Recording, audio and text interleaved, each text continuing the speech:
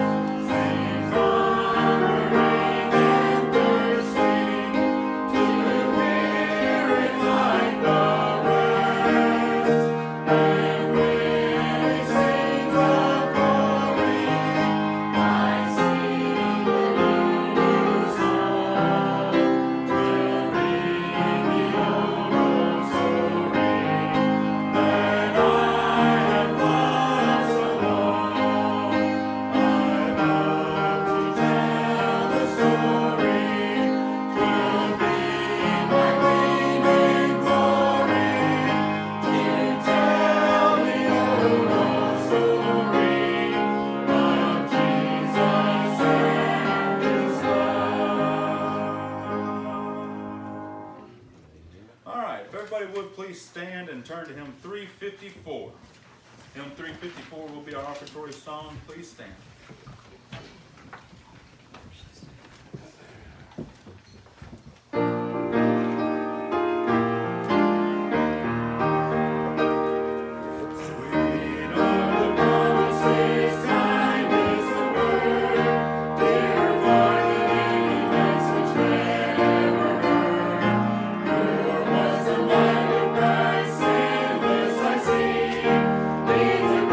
Example is in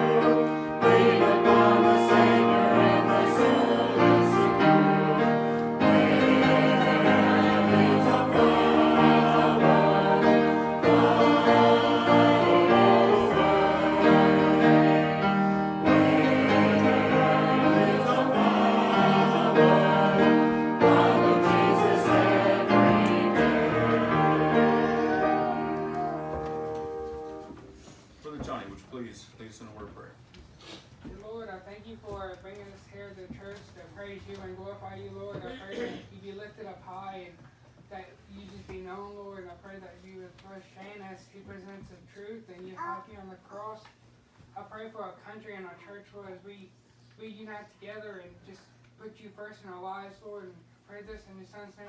Amen.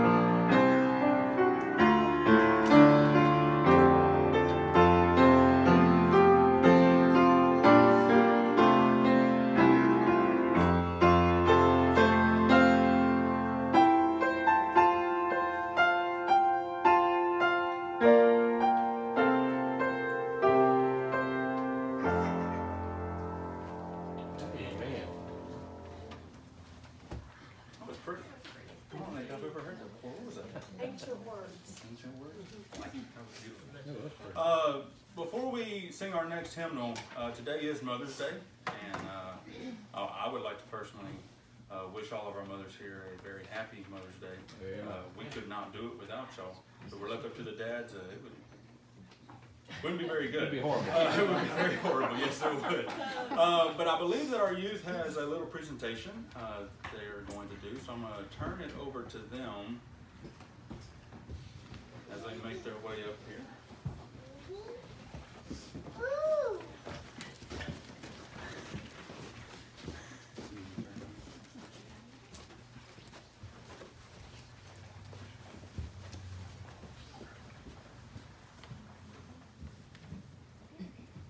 There's no love like a mother's. Her heart is filled with care, with Christ as her example, the Savior's love shall share.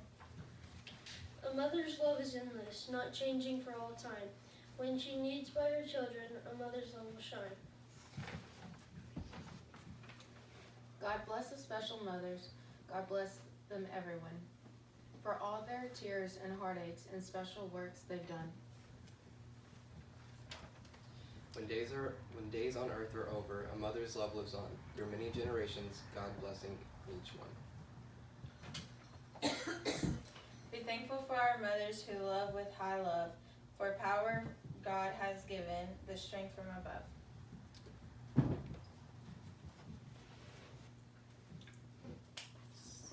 So now we're going to pass out the flowers.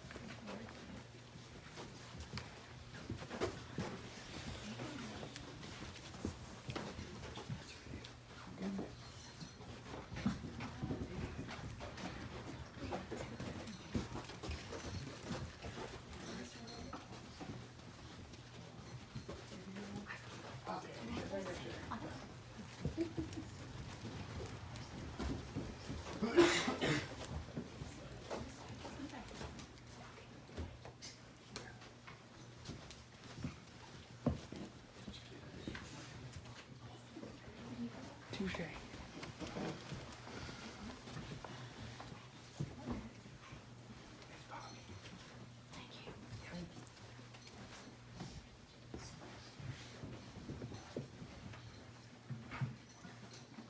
Again, thank y'all, mothers. We love y'all. We wish y'all a wonderful day, and for the Lord to continue blessing y'all. Amen. Hymn 474.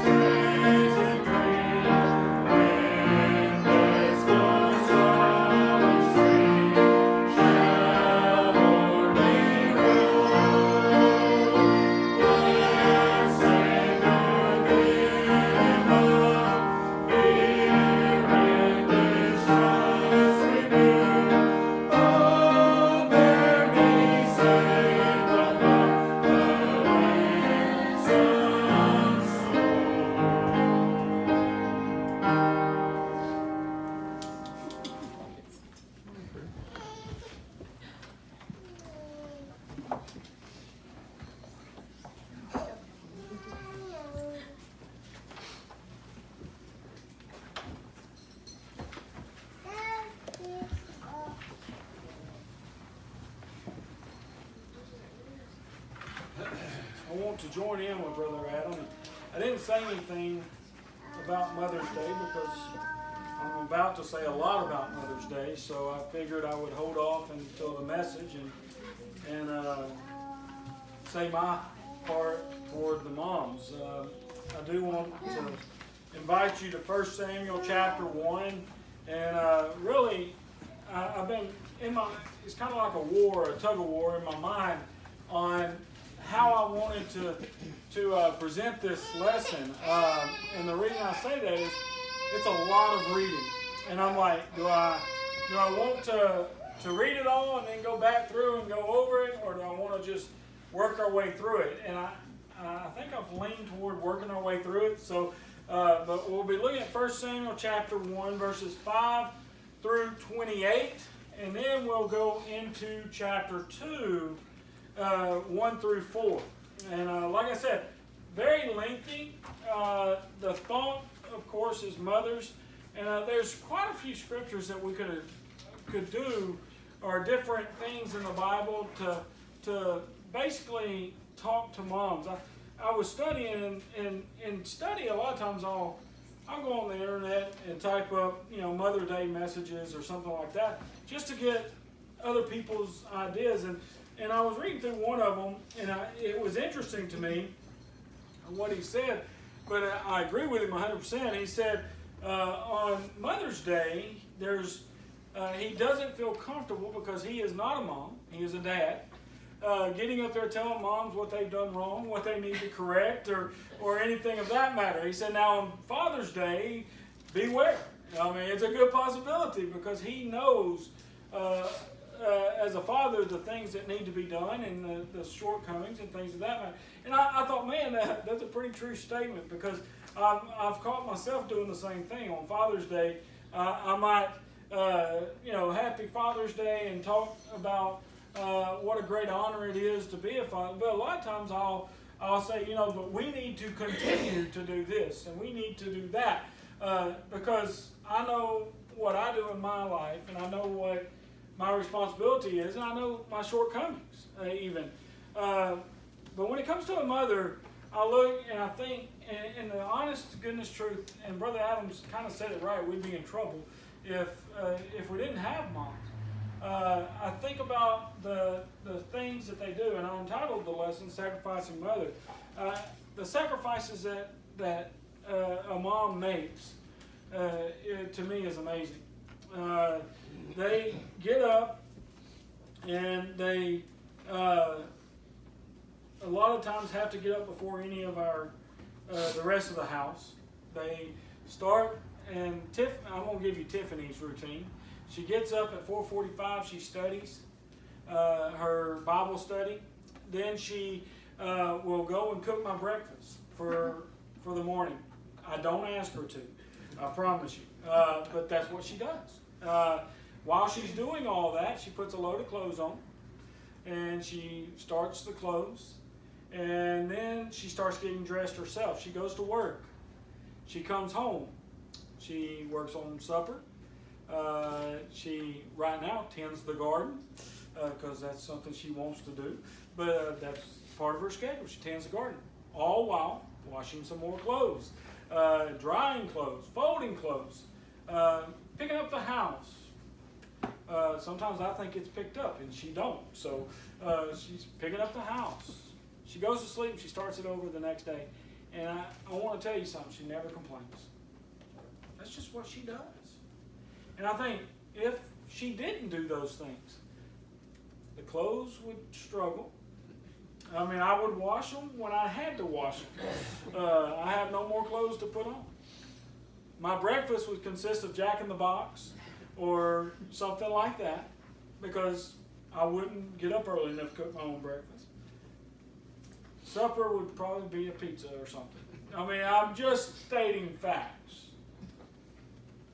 I look and think about it, and she never complains. Now, that's my family. That's what I see with my wife and mom. And the girls, and I didn't mention, all while trying to teach the girls to do the same type of stuff. She's a great mom. She really is. She's not in here, so her head's not swelling or nothing. But she's a great mom. She loves our family. And that's not just her. Husbands, dad, or kids, could you not kind of relate to the same type of things I just said when you talk about your wife, your mom? Mom's sacrifice. And that's what I want to get at, is mom's sacrifice. Well, there's no greater example to me, other than maybe Mary, one that was willing to sacrifice, but not just in a physical sense, but also for the Lord. Sacrifice for God. Then this reading here in Hannah. Hannah was a lady that loved the Lord, and she was devoted. Now, we have to kind of get an idea. Turn over to 1 Samuel chapter 1. We'll be looking at verses 5 and 6, or really 5 through 8 to start with. And what we see is that Hannah had a problem. The Lord was not allowing her to conceive or to have children. Now, for us today, and even for a mom, or a want-to-be mom, or a longing to be mom, today, that is still a very devastating tragedy for them not to be able to have a child. It's something that it's a fulfillment for a parent and for a mom to be able to have children, and just to hold them in their arms. And she was not able to do this. Look at verse 5. It says, "But unto Hannah he gave a worthy portion, for he loved Hannah, but the Lord had shut up her womb." Now, what we're getting at in this and what we're seeing is that her husband had divided out. And of course, during these times they had more than one wife, and he had two wives. One had children, one did not. And of course, the one did not was Hannah. And he was dividing out their portions to go and to make offerings and things like that. It says he gave a healthy portion to Hannah. He loved Hannah. And that's the thing. We see that her husband loved her very much. He cared for her. And in those times, we have to remember that oftentimes if a wife could not bear children, especially if they were not a godly man, if a wife could not bear children, they might as well just go on out there and leave, because they were of no use to that husband. They didn't care about him, because that was one of the biggest accomplishments for a wife, was to be able to bear their children. Because a lot of times in those times, the more children you had, the more you were looked at as a wealthy, blessed person. And if your wife could not do that, it was a very hard time. So we look and we see that he could have kind of threw her to the curb and said, I'll give you a little bit and it's all going to be good, but my love really is over here because, she was able to give me children. But he did not do that. And it shows that his love was very sincere to her. He did care about her, and it didn't mean that she was a bad person or she was useless. It just meant that at this time God was not allowing it. And if you look, it says, "But the Lord had shut up her womb." It says, "And her adversary also provoked her sore to make her fret, because the Lord had shut up her womb." So we see a time where she was feeling guilty or feeling bad, and of course that is something that is very difficult to deal with. Go ahead and look at verses 7, starting there in verse 7. It says, "And as he did so by year, when she went up to the house of the Lord, she provoked her. Therefore she wept and did not eat. Then said Elkanah," I'm probably totally mispronouncing that name. But anyway, her husband to her, "Hannah, why weepest thou? And why eatest thou not? And why is thy heart grieved? Am not I better to thee than 10 sons?" Look at what he says there. Am I not better to you than 10 sons? My love for you, my compassion for you, is that not better than any kids that you could get? It shows his love, but it also shows, like most husbands, he did not understand. How many times have you said, husbands, you're sitting there and you've done something, you go, "I don't even know what I did to make her upset." I've said that many times, I know I did something because she's not happy, but I don't even know what I did. We can't understand everything there is to understand about our wife or kids, about your mom. You cannot understand everything. That's the honest truth.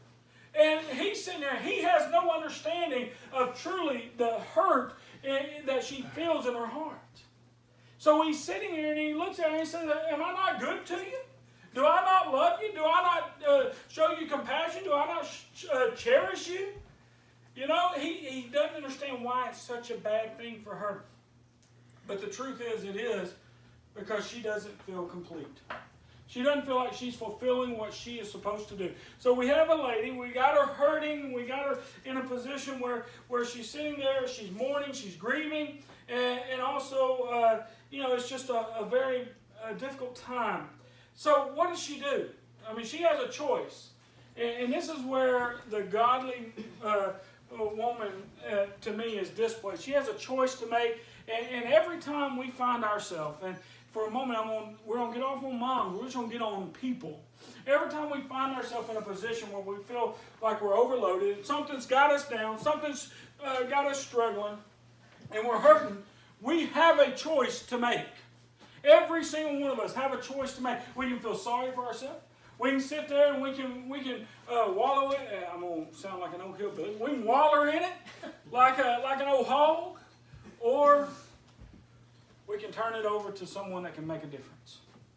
And that's what we get to see here. She goes to the Lord in prayer. Start there in verse 9. Starting in verse 9, it says, So Hannah rose up after they had eaten in Shiloh, and after they had drunk. Now Eli the priest sat upon a seat by a post of the temple of the Lord. Now this whole event kind of makes me, it makes you grin a little bit. It makes you wonder what's going on, but it's got such a, it shows such a passion or a compassion toward God and her love toward God as we read this. It says there in verse 10, she was in bitterness of soul and prayed unto the Lord and wept sore. And she vowed a vow and said, O Lord of hosts, if thou wilt indeed look on the affliction of thine handmaid, and remember me, and not forget thine handmaid, but wilt give unto thine handmaid a man child, then I will give him unto the Lord all the days of his life, and there shall no razor come upon his head. So what does she say? She's saying, Lord, if you'll give me a child, if you'll just give me a child, I will turn around and give the child to you. Now, you see where I got the tongue? A sacrificing mom? She was willing to take her child and give him to the Lord. Now, we think, that's no big deal. Dedication, raise them in the ways of God. There we go, that's good, right? No, she's saying, I will give him to you. I will let go. And I will put him in your hands. I will give him to your man to raise him and to teach him to be a man of direct service to you. She's willing to sacrifice those moments of cherishing and loving and being able to hold on to. I'll tell you, in our house, we're a hugging house. It's just normal for us. And it may not be normal for y'all's house, but in our house, we're a hugging house. We'll sit there and the girls, Mallory is soon to be 19 years old, and she will still flop herself right into my lap and give me a hug and kiss me on the cheek and say, Daddy, I love you.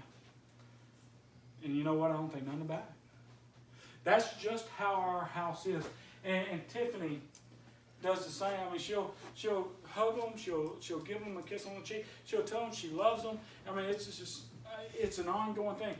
I couldn't imagine being separated from my kids, knowing that they're safe, knowing they're good, knowing they're where they're supposed to be, and not being able to tell them and see them, I love you. Folks, could you imagine the sacrifice she's saying that she's willing to do? It is a sacrifice, but it's for the Lord. And she's saying, I will turn my kids over to you, Lord. I will give them to you. I will give them to you so that you can use him in the way that you need to use him. And so we look here and we see that she's willing to do this. It says, where are we? Verse 12, right? It came to pass as she continued praying there or before the Lord that Eli marked her mouth. And then it says, now Hannah, she spake in her heart, only her lips moved, but her voice was not heard. Therefore Eli thought she had been drunken, and Eli said unto her, how long wilt thou be drunken?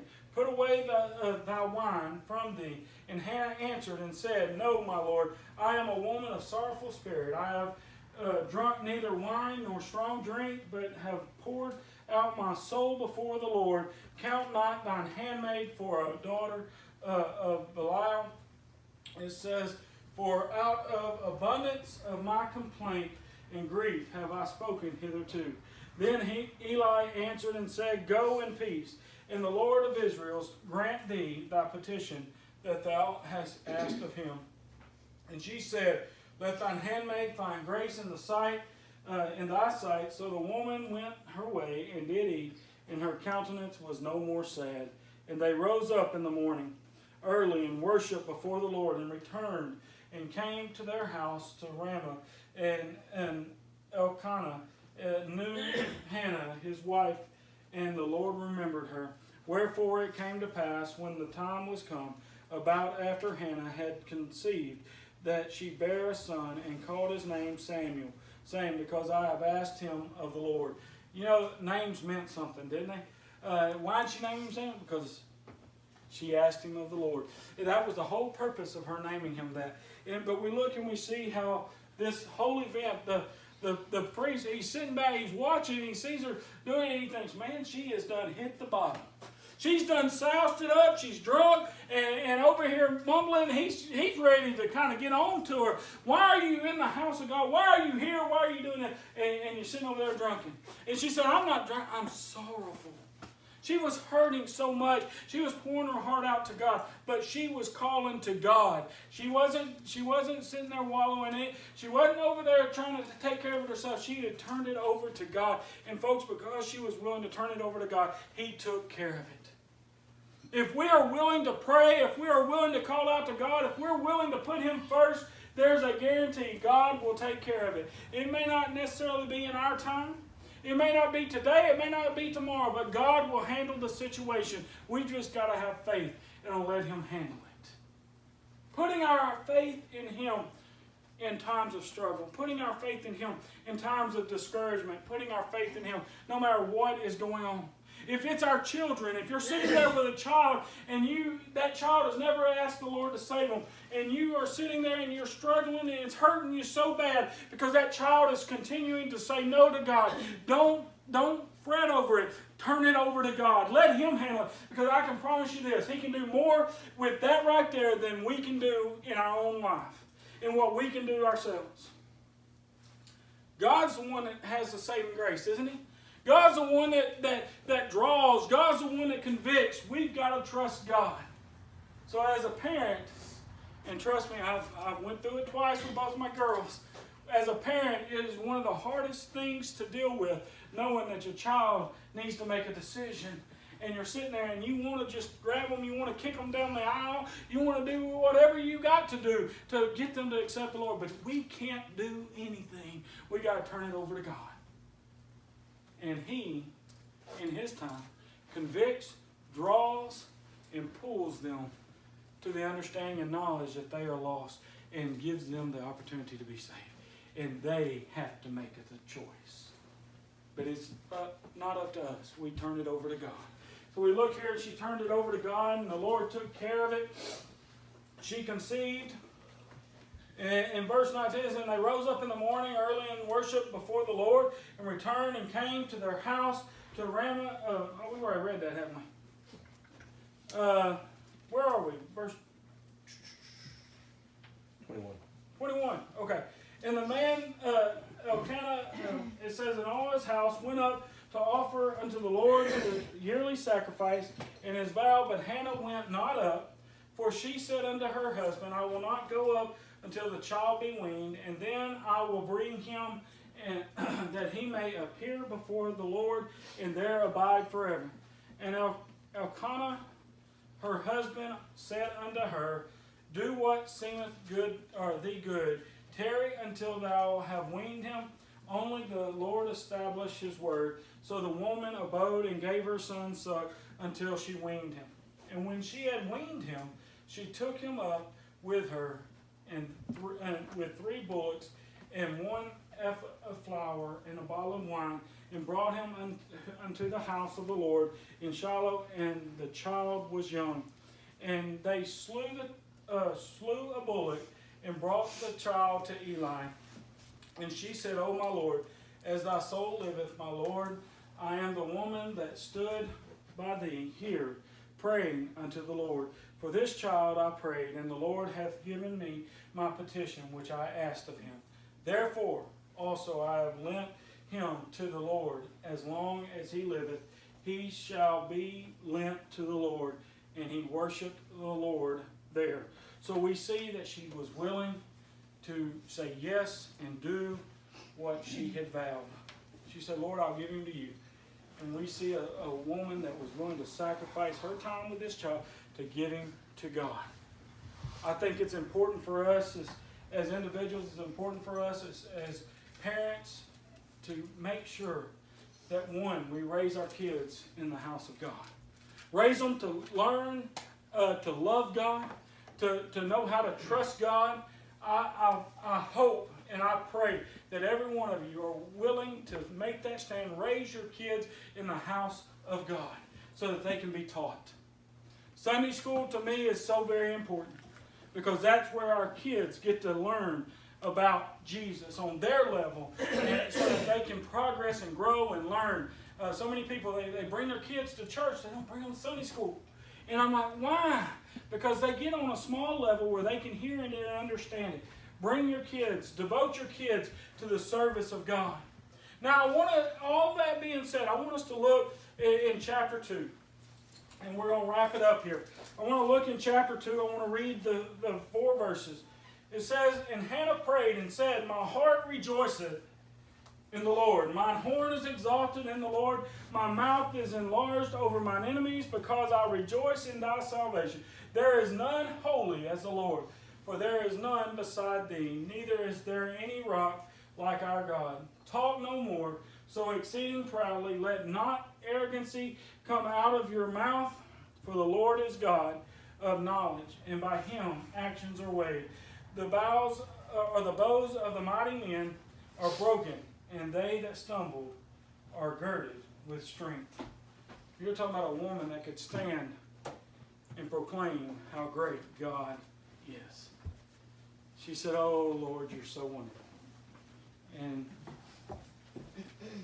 you're talking about a woman that sacrificed. You're talking about a woman that gave and allowed her son to be given to God. Walked away, but yet she's still sitting there. She's going, "Lord, you are so great." He answered her prayer. And it was a great honor for her to give that child to God. It is a great honor to serve God and do what God wants. And moms, I pray that you understand what a privilege it is to be able to be a mom. And to be able to make those sacrifices as you strive to serve God. Because that's what God expects. I'm going to ask our song musician to come up. If you are here today and you need to make a decision, you need to trust Jesus Christ. I know this has been primarily about mom, but there is one thing it said. She made the comment, "You are the God of my salvation." I praise you, Lord. If you have never trusted Jesus Christ as your Savior, I want you to know this is an opportunity to trust Jesus. This is your opportunity to say yes to God and call out to Him, and I pray that you will do it during this invitation. Know that Jesus loves you. Know that He died on the cross for you. And know that He is willing to forgive you of your sins if you will just call Him. Brother Adam. 524. Let's all stand. 524.